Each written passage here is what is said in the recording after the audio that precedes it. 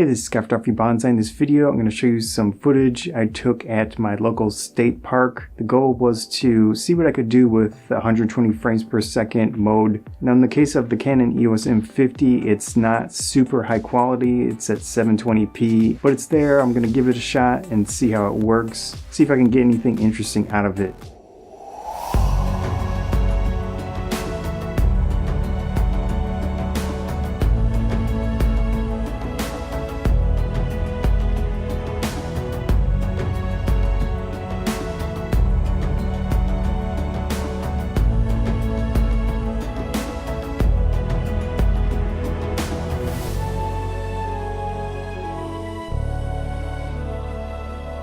Now, I'm not too used to doing filming like this in general, but I do want to improve, try to expand my horizons with video. Of course, for the sake of this YouTube channel, but in general, from an artistic perspective. Using high frames per second modes has some benefits over standard, like 30 frames per second. With 120, it minimizes the movement of your hands while you're panning the camera or whatever. It also potentially gives it more of a gimbal look to it. It's a lot smoother in general. Now, this specific camera stretches out the footage to 30 frames a second approximately inside the camera. At the state park, I took one of my M50s with the 11 to 22mm lens, so the added benefit of a large wide-angle lens plus the 120 frames per second, I was hoping that my footage would be very smooth in general. That was the main goal, to see how smooth I can do handheld video with this setup.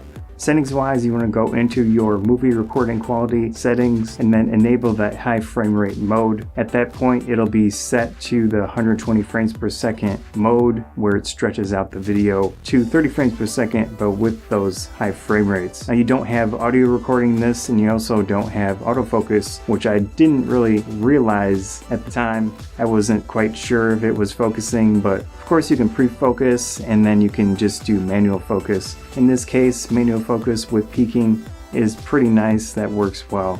With the wide angle lens, I was trying to get dynamic movements through brush, through any type of plants that were flowing in the wind. There were some insects around as well that I didn't quite get perfect focus on most of the time, but a few of the clips seemed to turn out okay. Video itself is a whole new thing. There's a lot to it. Some of your skills will carry over from photography, but really not too many. There is so much more to learn. All of the audio side of things, which are huge and very important, but on the video side as well, definitely a lot to learn. You've got your shutter speeds related to frames per second and all that.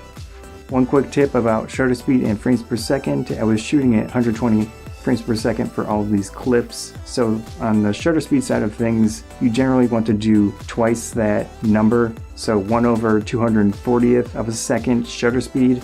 It seems to be the best way to get the proper blur and the proper movement in your video. That was a fun learning experience. I definitely want to use that high frames per second mode in the future. Now, of course, the quality isn't perfect, but it's there. It's definitely usable in my opinion, especially for my simple YouTube videos, and it's fun to use. Gives me a little bit of mixture between my standard types of filming plus some smooth, more artistic, flowing type of footage that I can put into my videos. And I do have a few previous videos that have a little bit of that in there if you've noticed. But anyways, fun little practice exercise. Definitely want to use it more in the future, and I hope you enjoyed this video.